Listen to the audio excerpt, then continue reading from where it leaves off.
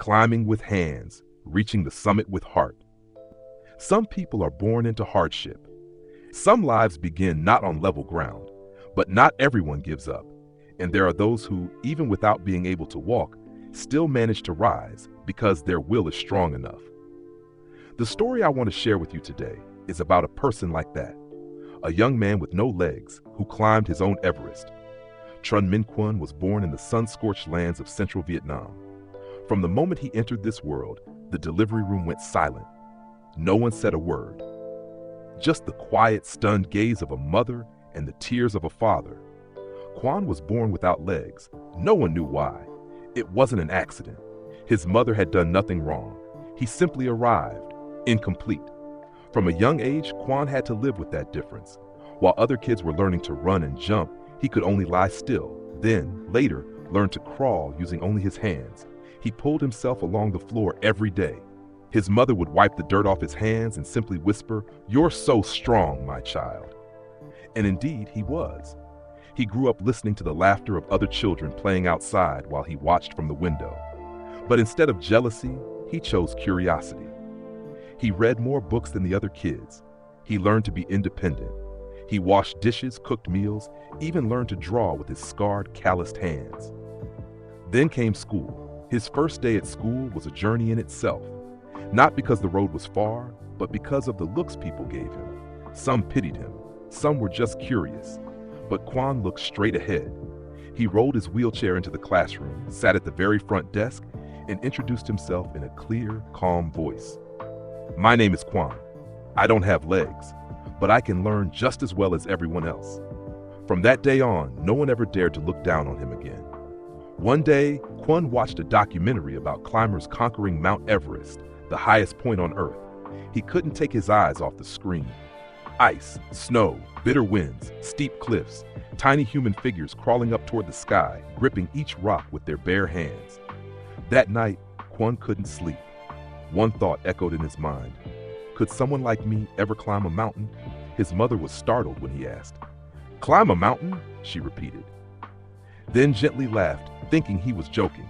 But Quyen looked her in the eye and said, "I'm not joking. I will climb a mountain, even if I have no legs." From that moment, he began training. No gym, no coach, no guide. He trained himself at home, push-ups, pull-ups, lifting his own body weight with just his arms. Some days his hands bled, some days his shoulder gave out, but he never stopped. He scoured the internet for information on climbing. He searched for indoor climbing gyms. Finally, a sports center in Saigon became the first to give him a chance. He was 20 years old. The trainer hesitated. "Are you sure about this?" Quyen nodded. And so, using just his arms and unshakable willpower, he scaled his first 15-meter climbing wall.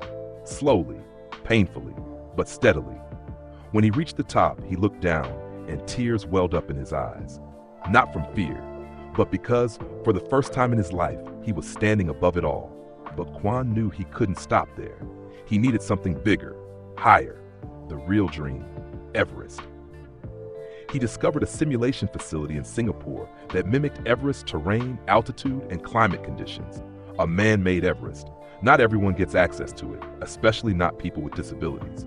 But Quyen wasn't discouraged. He wrote letters in English, sent his training videos, applied over and over. And finally, after several rejections, he received a message that changed everything. "Welcome to climb." One short sentence. But to Quyen, it was an open door to his dream. He spent the next year training harder than ever, waking up at 5 a.m., following strict nutrition plans, building his strength, teaching himself English for interviews, finding sponsors, covering his own travel expenses. No one stood behind him, but something always stood within him, the fire to keep going. When Quyen arrived in Singapore, he stared at the artificial Everest before him, 8,848 meters high. He could hardly believe it. Everything he had trained for came down to this moment, climbing, with just his arms, in low oxygen, freezing conditions, along steep, slippery slopes. He didn't have legs to help balance or push upward. He had to grip each small bolt, lift his entire body with every pull. His palms bled, his shoulders swelled. At one point, he slipped nearly 2 meters, but he never gave up. The instructor asked, "Do you want to stop?" Quyen smiled and said, "I've already made it halfway. Why would I stop without the summit?" 12 hours, no food, just water, no sleep, just breathing. But his eyes still burned with determination. And finally, the moment came. His hand touched the final point, the summit marker. He broke down in tears. He didn't scream. He didn't raise his arms.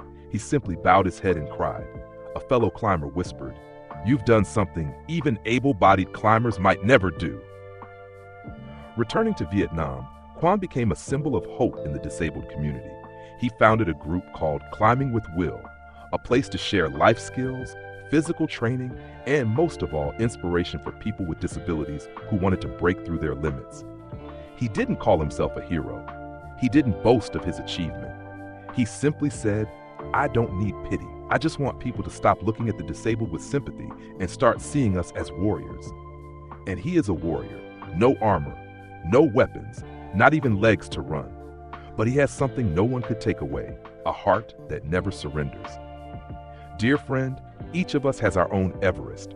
It could be pain, insecurity, failure, the harsh words of others. But as Quan has shown us, you don't need perfect conditions to climb. You don't need to wait until you're ready. You just need to begin with what you already have, because not everyone can climb Everest with their legs, but anyone can climb it with the strength of their spirit. Trun Minh Quan, the young man without legs, reached Everest's peak using only his hands. But what he touched was not just a summit. It was acceptance. It was hope. It was a symbol for anyone who dares to live without limits. So if today you feel tired, defeated, not good enough, remember his story and believe you too can climb, even if it's with your hands, even if it's with tears, even if it's slow, you will get there.